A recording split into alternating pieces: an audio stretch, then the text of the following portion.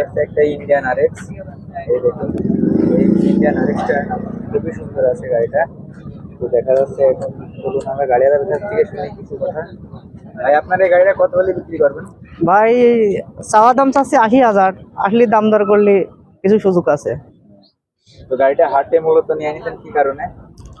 ভাই বিক্রি করতে হবে, আমার ভাইস্তি আছে, চলে যাইতে, ভাইস্তি চলে বিদেশ থাকে, চলে যাবে।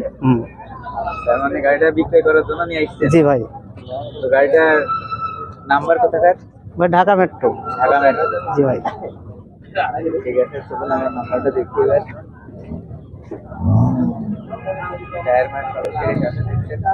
গাড়িটা কন্ডিশন সুন্দর আছে। মাইলেজ কত দেখুন, মাইলেজ 2800 কিলো চড়া আছে, 28,000 চড়া আছে।